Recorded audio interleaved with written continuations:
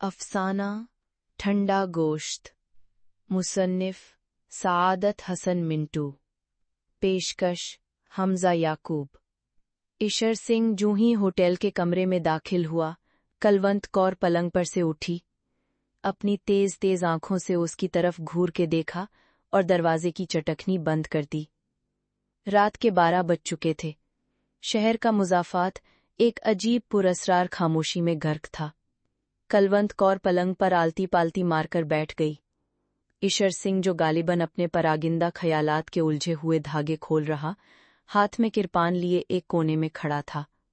चंद लम्हात इसी तरह खामोशी में गुजर गए।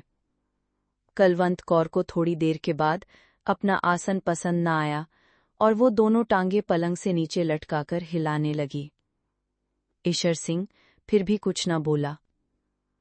कलवंत कौर भरे भरे हाथ पैरों वाली औरत थी। चौड़े चकले कूल्हे, थल थल करने वाले गोश्त से भरपूर कुछ बहुत ही ज्यादा ऊपर को उठा हुआ सीना, तीज आंखें, बालाई होंठ पर बालों का सुरमई गुबार। ठोड़ी की साख्त से पता चलता था कि बड़े धड़ल्ले की औरत है। ईशर सिंह गूसन ने ओढ़े हाय एक कोने में चुपचाप खड़ा था। सर पर उसकी कसकर बांधी हुई पगड़ी ढीली हो रही थी।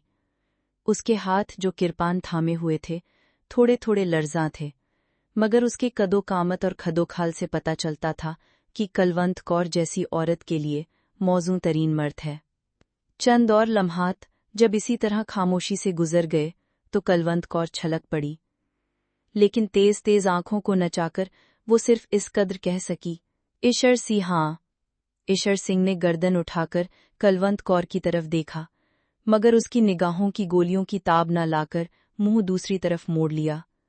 कलवंत कौर चिल्लाई, ईशर सी हाँ, लेकिन फौरन ही आवाज भींच ली और पलंग पर से उठकर उसकी जानिब जाते हुए बोली, कहाँ रहे तुम इतने दिन?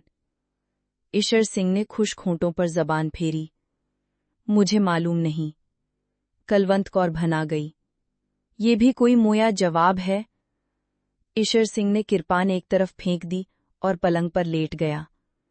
ऐसा मालूम होता था कि वो कई दिनों का बीमार है। कलवंत कौर ने पलंग की तरफ देखा, जो ईशर सिंह से लबालब भरा हुआ था। उसके दिल में हमदर्दी का जज्बा पैदा हो गया। चुनाचे उसके माथे पर हाथ रखकर उसने बड़े प्यार से पूछा, जानी क्या हुआ है तुम्हें? ईशर सिंह छत की तरफ देख रहा था। उससे निगाहें हटाकर उसने कलवंत कौर के मानुस चेहरे को टटोलना शुरू किया। कलवंत, आवाज में दर्द था। कलवंत कौर सारी की सारी सिमटकर अपने बालाई होंठ में आ गई। हाँ जानी कहकर वो उसको दांतों से काटने लगी। ईशर सिंह ने पगड़ी उतार दी। कलवंत कौर की तरफ सहारा लेने वाली निगाहों से देखा, उसके गोश्त भरे कोल्हे पर जोर से धप्पा मारा और सर को झटका देकर अपने आप से कहा, ये कड़ी या दिमाग ही खराब है। झटका देने से उसके केस खुल गए। कलवंत कौर उंगलियों से उनमें कंघी करने लगी। ऐसा करते हुए उसने बड़े प्यार से पूछा, ईशर सिंह, कहाँ रहे तुम इतने दिन? ईशर सिंह ने कलवंत कौर को घूर के देखा और दफतन दोनों हाथों से उसके उभरे हुए सीने को मसलने लगा। कसम वाह गुरु की बड़ी जानदार औरत है। कलवंत कौर ने एक अदा के साथ ईशर सिंह के हाथ एक तरफ झटक दिए और पूछा, तुम्हें मेरी कसम बताओ, कहाँ रहे? शहर गए थे?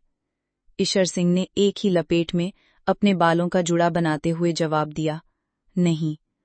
कलवंत कौर चिढ़ गई, नहीं, तुम जरूर शहर गए थे और तुमने बहुत सा रुपया लूटा है जो मुझसे छुपा रहे हो। वो अपने बाप का तखम न हो जो तुमसे झूठ बोले। कलवंत कौर थोड़ी देर के लिए खामोश हो गई, लेकिन फौरन ही भड़क उठी, लेकिन मेरी समझ में नहीं आता, इस रात तुम्हें क्या हुआ? अच्छे भले मेरे साथ लेटे थे। तुमने मुझे वो तमाम गहने पहना रखे थे जो तुम शहर से लौट कर आए थे। मेरी भिप्पियां ले रहे थे, पर जाने एकदम तुम्हें क्या हुआ, उठे और कपड़े पहनकर बाहर निकल गए। ईशर सिंह का रंग जर्द हो गया। कलवंत कौर ने ये तब्दीली देखते ही कहा, देखा कैसे रंग नीला पड़ गया? ईशर सिंह, कसम वाह गुरु की, जरूर कुछ दाल में काला है। तेरी जान की कसम, कुछ भी नहीं। ईशर सिंह की आवाज बेजान थी। कलवंत कौर का शुबा और ज्यादा मजबूत हो गया। बालाई होंठ भींचकर उसने एक एक लफ्ज पर जोर देते हुए कहा, ईशर सिंह, क्या बात है? वो नहीं हो जो आज से 8 दिन पहले थे। ईशर सिंह एकदम उठ बैठा, जैसे किसी ने उस पर हमला किया हो। कलवंत कौर को अपने तनुमंद बाजुओं में समेटकर उसने पूरी कुव्वत के साथ उसे भनभोड़ना शुरू कर दिया। जानी, मैं वही हूं। घिट घिट पा जप्फियां, तेरी निकले हड्डां दी गर्मी। कलवंत कौर ने मुजाहिमत न की, लेकिन वो शिकायत करती रही। तुम्हें उस रात हो क्या गया था? बुरे की मां का वो हो गया था। बताओगे नहीं? कोई बात हो तो बताऊं? मुझे अपने हाथों से जलाओ अगर झूठ बोलो। ईशर सिंह ने अपने बाजू उसकी गर्दन में डाल दिए और होंठ उसके होंठों में गाड़ दिए। मूंछों के बाल कलवंत कौर के नथनों में घुसे तो उसे छींक आ गई। दोनों हंसने लगे। ईशर सिंह ने अपनी सदरी उतार दी और कलवंत कौर को शहवत भरी नजरों से देखकर कहा, आ जाओ, एक बाजी ताश की हो जाए। कलवंत कौर के बालाई होंठ पर पसीने की नन्ही नन्ही बूंदें फूट आईं। एक अदा के साथ उसने अपनी आंखों की पुतलियां घुमाई और कहा, चल दफान हो। ईशर सिंह ने उसके भरे हुए कौल्हे पर जोर से चिंटी भरी। कलवंत कौर तड़प कर एक तरफ हट गई। ना कर ईशर सिंह, मेरे दर्द होता है। ईशर सिंह आगे बढ़कर कलवंत कौर का बालाई होंठ अपने दांतों तले दबा लिया और किचकिचाने लगा। कलवंत कौर बिल्कुल पिघल गई। ईशर सिंह ने अपना कुर्ता उतारकर फेंक दिया और कहा, लो फिर हो जाए तरफ चाल। कलवंत कौर का बालाई होंठ कपकपाने लगा। ईशर सिंह ने दोनों हाथों से कलवंत कौर की कमीज का घेरा पकड़ा और जिस तरह बकरे की खाल उतारते हैं उसी तरह उसको उतारकर एक तरफ रख दिया। फिर उसने घूरकर उसके नंगे बदन को देखा और जोर से उसके बाजू पर चिंटी भरते हुए कहा, कलवंत, कसम वाह गुरु की, बड़ी करारी औरत है तू। कलवंत कौर अपने बाजू पर उभरे हुए लाल धब्बे को देखने लगी। बड़ा जालिम है तू, ईशर सिंह। ईशर सिंह ने अपनी घनी काली मूंछों में मुस्कुराया। होने दे आज जुल्म, और ये कहकर उसने मजीद जुल्म ढाने शुरू कर दिए। कलवंत कौर का बालाई होंठ दांतों तले कचकिचाया, कान की लोओं को काटा, उभरे हुए सीने को भनभोड़ा, उभरे हुए कोल्हों पर आवाज पैदा करने वाले चांटे मारे, गालों के मुंह भर भर के बोसे लिए, चूस चूस कर उसका सारा सीना थूकों से लथेड़ दिया। कलवंत कौर तेज आंच पर चढ़ी हुई हांडी की तरह उबलने लगी। लेकिन ईशर सिंह इन तमाम हीलों के बावजूद खुद में हरारत पैदा न कर सका। जितने गुर और जितने दांव उसे याद थे, सब के सब उसने पिट जाने वाले पहलवान की तरह इस्तेमाल कर दिए, पर कोई कारगर न हुआ। कलवंत कौर ने, जिसके बदन के सारे ताड़ तनकर खुद ब खुद बज रहे थे, गैर जरूरी छेड़छाड़ से तंग आकर कहा, ईशर सिंह, काफी फेंक चुका है, अब पता फेंक। ये सुनते ही ईशर सिंह के हाथ से जैसे ताश की सारी गड्डी नीचे फिसल गई। हाँपता हुआ वो कलवंत कौर के पहलू में लेट गया और उसके माथे पर सर्द पसीने के लेप होने लगे। कलवंत कौर ने उसे गरमाने की बहुत कोशिश की, मगर नाकाम रही। अब तक सब कुछ मुंह से कहे बगैर होता रहा था। लेकिन जब कलवंत कौर के मुंतजिर बाअमल आजा को सख्त नाउमीदी हुई तो वो झिल्लाकर पलंग से नीचे उतर गई। सामने खूंटी पर चादर पड़ी थी, उसको उतारकर उसने जल्दी जल्दी ओढ़कर और नथने फुलाकर बिफरे हुए लहजे में कहा, ईशर सिंह, वो कौन हरामजादी है जिसके पास तू इतने दिन रहकर आया है, जिसने तुझे निचोड़ डाला है? ईशर सिंह पलंग पर लेटा हाँपता रहा और उसने कोई जवाब न दिया। कलवंत कौर गुस्से से उबलने लगी। मैं पूछती हूं, कौन है चुठड़? कौन है वो अल्फीती? कौन है वो चोरपता? ईशर सिंह ने थके हुए लहजे में जवाब दिया, कोई भी नहीं कलवंत, कोई भी नहीं। कलवंत कौर ने अपने भरे हुए कोल्हों पर हाथ रखकर एक अज़म के साथ कहा, ईशर सिंह, मैं आज झूठ सच जान के रहूंगी। खा वहा गुरुजी की कसम, क्या इसकी तह में कोई औरत नहीं? ईशर सिंह ने कुछ कहना चाहा, मगर कलवंत कौर ने उसकी इजाजत न दी। कसम खाने से पहले सोच ले कि मैं सरदार निहाल सिंह की बेटी हूं। टिक्का बोटी कर दूंगी अगर तूने झूठ बोला। ले अब खा वहा गुरुजी की कसम, क्या इसकी तह में कोई औरत नहीं? ईशर सिंह ने बड़े दुख के साथ अज़बात में हर हिलाया। कलवंत कौर बिल्कुल दीवानी हो गई। लपक कर कोने में से किरपान उठाई, मियान को केले के छिलके की तरह उतारकर एक तरफ फेंका और ईशर सिंह पर वार कर दिया। आन की आन में लहू के फवारे छूट पड़े। कलवंत कौर से इससे भी तसल्ली न हुई तो उसने वहशी बिल्लियों की तरह ईशर सिंह के केस नोचने शुरू कर दिए। साथ साथ वो अपनी नामालूम सौत को मोटी मोटी गालियां देती रही। ईशर सिंह ने थोड़ी देर के बाद नकाहत भरी इल्तिजा की, जाने दे अब कलवंत, जाने दे। आवाज में बला का दर्द था। कलवंत कौर पीछे हट गई। खून ईशर सिंह के गले से उड़ उड़कर उसकी मूंछों पर गिर रहा था। उसने अपने लर्जा होंठ खोले और कलवंत कौर की तरफ शुक्रिया और गिले की मिलीजुली निगाहों से देखा। मेरी जान, तुमने बहुत जल्दी की, लेकिन जो हुआ ठीक है। कलवंत कौर का हसद फिर भड़का। मगर वो कौन है तुम्हारी माँ? लहू ईशर सिंह की जबान तक पहुंचा। जब उसने इसका जायका चखा तो उसके बदन पर झरझरी सी दौड़ गई। और मैं भीनिया 6 आदमियों को कत्ल कर चुका हूं, इसी किरपान से। कलवंत कौर के दिमाग में सिर्फ दूसरी औरत थी। मैं पूछती हूं, कौन है वो हरामजादी? ईशर सिंह की आंखें धुंधला रही थीं। एक हल्की सी चमक उनमें पैदा हुई और उसने कलवंत कौर से कहा, गाली ना दे इस भड़वी को। कलवंत चिल्लाई, मैं पूछती हूं, वो है कौन? ईशर सिंह के गले में आवाज रुंध गई। बताता हूं। ये कहकर उसने अपनी गर्दन पर हाथ फेरा और उस पर अपना जीता जीता खून देखकर मुस्कुराया। इंसान माया ये भी एक अजीब चीज है। कलवंत कौर उसके जवाब की मुंतजिर थी। ईशर सिंह, तू मतलब की बात कर। ईशर सिंह की मुस्कुराहट उसके लहू भरी मूंछों में और ज्यादा फैल गई। मतलब ही की बात कर रहा हूं। गला चुराहे माया मेरा। अब धीरे धीरे ही सारी बात बताऊंगा। और जब वो बात बनाने लगा तो उसके माथे पर ठंडे पसीने का लेप होने लगा। कलवंत, मेरी जान, मैं तुम्हें नहीं बता सकता मेरे साथ क्या हुआ। इंसान कड़िया भी एक अजीब चीज है। शहर में लूट मची तो सबकी तरह मैंने भी उसमें हिस्सा लिया। गहने पाते और रुपए पैसे जो भी हाथ लगे वो मैंने तुम्हें दे दिए। लेकिन एक बात तुम्हें न बताई। ईशर सिंह ने घाव में दर्द महसूस किया और कराहने लगा। कलवंत कौर ने उसकी तरफ तवज्जो न दी और बड़ी बेरहमी से पूछा, कौन सी बात? ईशर सिंह ने मूंछों पर जमते हुए लहू को फूंक के जरिए से उड़ाते हुए कहा, जिस मकान पर मैंने धावा बोला था उसमें 7 आदमी थे। 6 मैंने कत्ल कर दिए, इसी करपान से जिससे तूने मुझे छोड़। इसे सुन, एक लड़की थी बहुत सुंदर, उसको उठा मैं अपने साथ ले आया।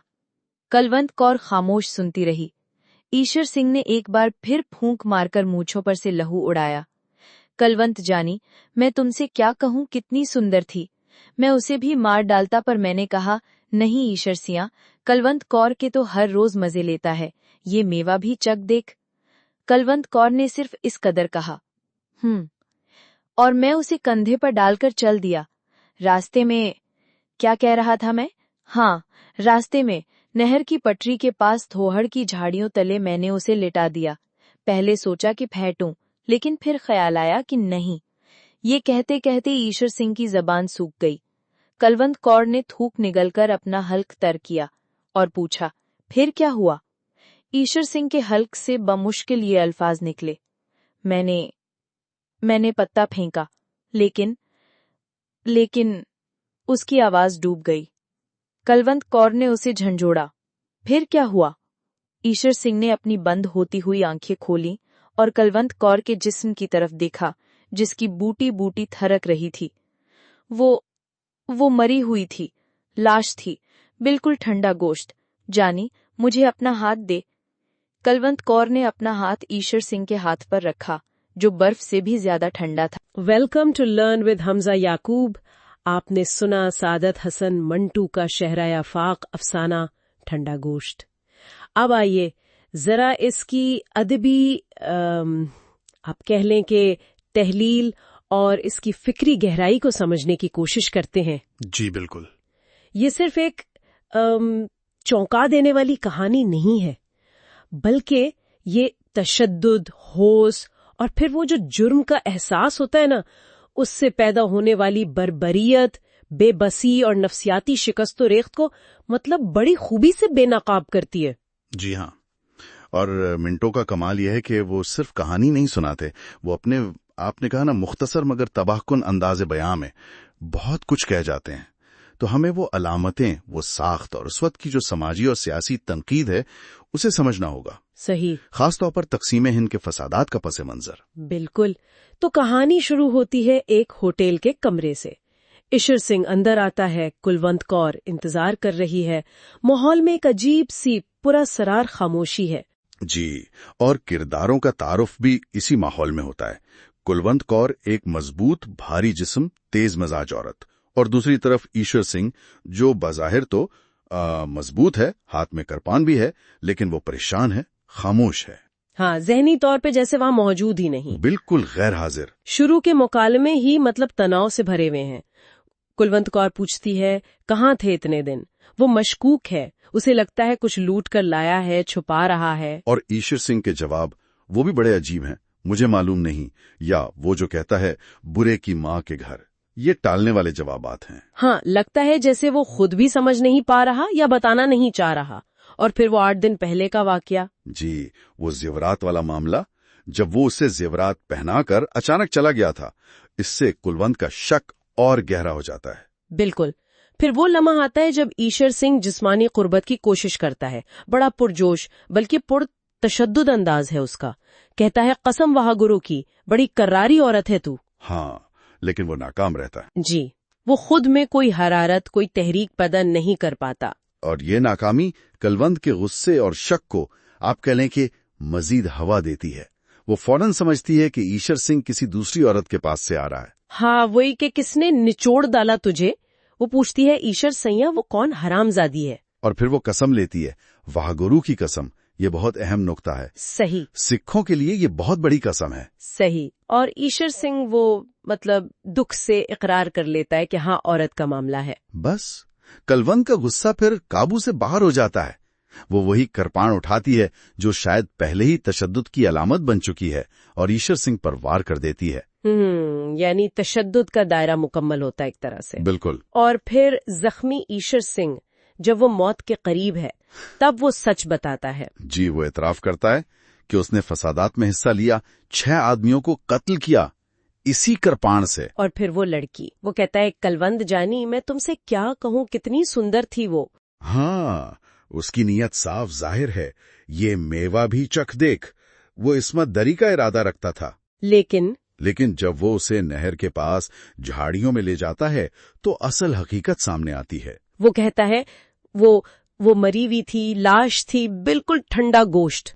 यही कहानी का उरूज है। वो इंकिशाफ कि जिस शय की वो ख्वाहिश कर रहा था वो तो बेजान थी, ठंडी थी, और ये सिर्फ इस लड़की का जिस्म नहीं था। नहीं, ये तो खुद ईशर सिंह की अपनी हालत थी। बिल्कुल, इसकी अपनी नफ्सियाती और रूहानी मौत, उसका अपना अंदर जो ठंडा पड़ चुका था। कहानी खत्म होती है ईशर सिंह के हाथों पर। कुलवंत उसे छूती है तो वो बर्फ जैसा ठंडा है। ये उसकी जिस्मानी मौत के साथ साथ उसकी अंदरूनी कैफियत की हतमी अलामत बन जाती है। तो देखें, ठंडा गोश्त सिर्फ एक कत्ल या हूस या लूटमार की कहानी नहीं है। ये उस पूरे माशरे का अक्स है जो फिरकावाराना तशद्दुद में अपनी इंसानियत खो बैठा है, जहां मोहब्बत, मर्दानगी, सब कुछ जुर्म और नामर्दी के बोझ तले दबकर रह गया है। जी, मिंटो ईशर सिंह के जरिए दिखा रहे हैं कि शदीद सदमा और जुर्म का एहसास किस तरह इंसान की बुनियादी ख्वाहिशात तक को मार देता है, उसे अंदर से बिल्कुल ठंडा कर देता है, एक जिंदा लाश बना देता है। ये वाकई बहुत गहरा और आप कहें तो परेशान कर देने वाला तज्जिया है तशद्दुद के असरात का, न सिर्फ मुतासरीन पर बल्कि तशद्दुद करने वालों पर भी। बिल्कुल, ये तशद्दुद करने वाले की अपनी ही नफ्सियाती मौत है। अगर आपको ये तज्जिया पसंद आया हो तो वीडियो को लाइक करें, चैनल को सब्सक्राइब करें और तबसरे में जरूर बताएं कि मिंटो के इस अफसाने से आपने क्या सीखा। जी, जरूर बताइएगा। ये कहानी हमें सोचने पर मजबूर करती है कि नफरत और तशद्दुद का जहर जब माशरे में फैलता है तो वो किस तरह इनफिरादी रूह तक को मुंजमद कर देता है। Thank you for being part of Learn with Hamza Yaqoob.